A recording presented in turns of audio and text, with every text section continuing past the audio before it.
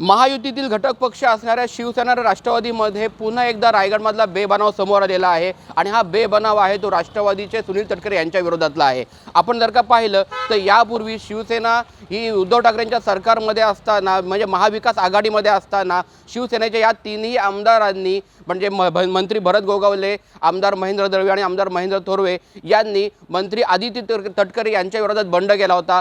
तसाच बंड पुन्हा एकदा झालेला आहे। आपण जर का पाहिलं तर हा गेल्या 5 ते 7 वर्षापूर्वीपासूनचा बंड आहे आणि हे सातत्याने आहे। राष्ट्रवादीचे सुनील तटकरे यांनी तोडमोडचं राजकारण रायगडमध्ये केलेलं आहे आणि गरजेप्रमाणे इथल्या स्थानिक नेत्यांना वापरलेलं आहे। तशीच जर का आपण वेळ पाहिली तर हीच अवस्था आहे ती महेंद्र दळवी, महेंद्र थोरवे आणि भरत गोगावलेंवर आळीपाळीने आलेली आहे।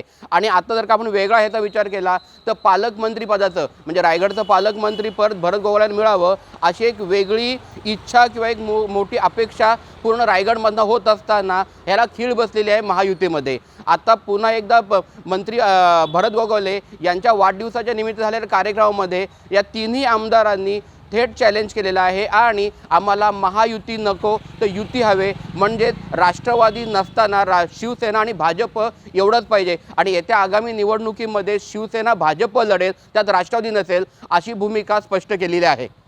सचिन कदम, साम टीव्ही, रायगड।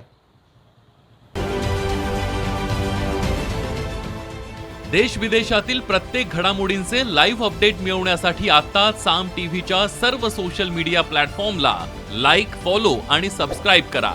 तसंच सर्व नोटिफिकेशनसाठी बेल आयकॉन प्रेस करायला विसरू नका।